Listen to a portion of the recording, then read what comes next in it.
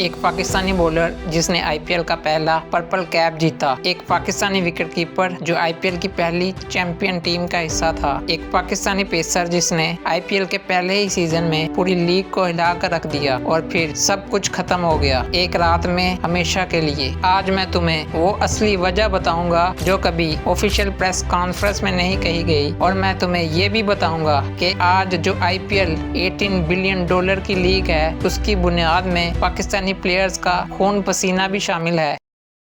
साल 2008 18 अप्रैल आईपीएल का पहला मैच। ये लीग नई थी, कोई नहीं जानता था चलेगी या नहीं। इंडिया में T20 का क्रेज था, लेकिन फ्रेंचाइज क्रिकेट ये एक एक्सपेरिमेंट था और इस एक्सपेरिमेंट को वर्ल्ड क्लास बनाने के लिए पाकिस्तानी प्लेयर्स आए। शुएब अख्तर KKR में थे, पहले ही मैच में 4 for 11 की बॉलिंग। शाहिद अफरीदी डेक्कन चार्जर्स के लिए उतरे, मिसबाह-उल हक RCB में थे और शुएब मलिक दिल्ली डेयरडेविल्स के लिए खेले। सलमान बट ने KKR के लिए 7 मैचेस खेले। उमर गुल ने सिर्फ 6 मैचेस में 12 विकेट्स लिए। 15.33 की एवरेज के साथ वो KKR के बेस्ट बॉलर थे, लेकिन सबसे बड़ा परफॉर्मेंस सोहेल तनवीर का था। राजस्थान के लिए 22 विकेट्स सिर्फ 11 मैचेस में। आईपीएल का पहला पर्पल कैप उसके नाम था। CSK के खिलाफ 6 for 14 ये रिकॉर्ड सालों तक कायम रहा था। और राजस्थान रॉयल, जिस टीम में तनवीर और कामर अकमल भी थे, वो आईपीएल सीजन का पहला चैंपियन बना। मतलब सुनो, आईपीएल का पहला चैंपियन बनाने में पाकिस्तानी प्लेयर्स का सीधा हाथ था। ये वो वक्त था जब इंडिया पाकिस्तान के प्लेयर्स एक ड्रेसिंग रूम में थे, एक टीम एक सपना। फिर आया 26 नवंबर 2008 मुंबई। रात के 9:20 पर ताज होटल के बाहर गोली चली। 166 लोग मारे गए, जिसका सारा का सारा इल्जाम पाकिस्तान पर लगा दिया गया। क्रिकेट रुक गया, सब कुछ रुक गया। और इस जियोपॉलिटिकल फॉल आउट की वजह से पाकिस्तानी प्लेयर्स को आईपीएल के अगले सीजन से बाहर कर दिया गया।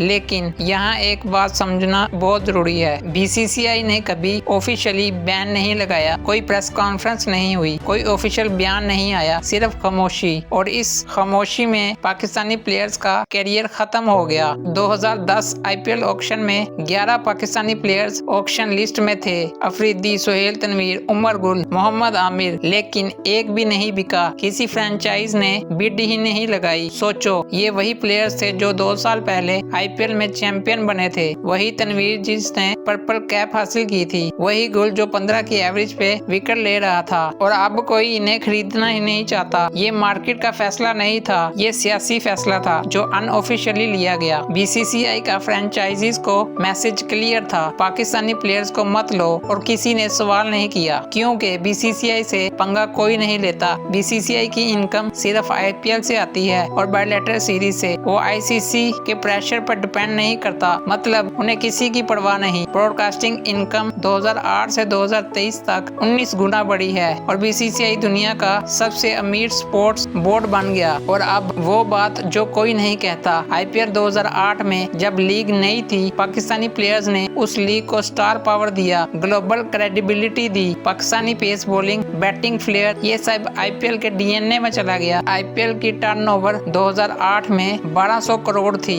जो कि 2024 में 20,000 करोड़ से भी ज्यादा हो गई। आईपीएल की ब्रांड वैल्यू 2008 से आज तक 443% बढ़ी है और $10 बिलियन से ऊपर पहुंच गई है। 2026 में आईपीएल का टोटल बिजनेस वैल्यू $18.5 बिलियन है। $18 बिलियन पाकिस्तानी जीडीपी का एक बड़ा हिस्सा है। और इस $18 बिलियन की बुनियाद में सोहेल तनवीर के 22 विकेट्स, उमर गुल की रिवर्स स्विंग है, शुएब अख्तर की रावलपिंडी एक्सप्रेस है। उन्होंने आईपीएल बनाया और फिर उन्हें ही निकाल दिया गया और आईपीएल ने कभी पीछे मुड़कर नहीं देखा। ये क्रिकेट का सबसे बड़ा आयरनी है। लेकिन एक पाकिस्तानी आया वापिस, लेकिन एक अजीब रास्ते से। अजहर महमूद पाकिस्तान में पैदा हुए, पाकिस्तान के लिए खेले, लेकिन फिर ब्रिटिश सिटीजनशिप ले ली और 2012 में किंग्स 11 पंजाब ने उन्हें $2 लाख में खरीदा, बेस प्राइस से डबल। वो आखिरी पाकिस्तानी बोर्न क्रिकेटर हैं जो आईपीएल में खेले। सोचो, एक पाकिस्तानी पाकिस्तानी प्लेयर को आईपीएल में खेलने के लिए अपना पासपोर्ट बदलना पड़ा। ये था बैन का लूप होल और ये लूप होल भी अब बंद हो गया है। आईपीएल ने पाकिस्तानी प्लेयर्स का दरवाजा बंद तो किया, लेकिन उन्होंने दुनिया के दरवाजे खोल लिए। शहनशाह अफरीदी द 100 में वॉल्शफायर के लिए 6 विकेट्स लिए। हारिस रऊफ 2024 में 11 विकेट्स लिए। इमाद वसीम ने 12 मैचेस में 15 विकेट्स लिए। मोहम्मद आमिर ने केकेआर की own franchise Trinbago Knight Riders के लिए सीपीएल में खेले। इसका मतलब ये है कि आईपीएल वाली फ्रेंचाइजीज पाकिस्तानी प्लेयर्स को अपनी इंटरनेशनल टीम्स में ले रही हैं, सिर्फ इंडिया में नहीं खिला सकते। बीपीएल, सीपीएल, 100, एमएलसी, आईएलटी हर जगह पाकिस्तानी प्लेयर्स टॉप परफॉर्मर्स हैं। आईपीएल के बिना भी पाकिस्तानी क्रिकेट जिंदा है। 2016 में पीएसएल लॉन्च हुआ। लोगों ने कहा नहीं चलेगा,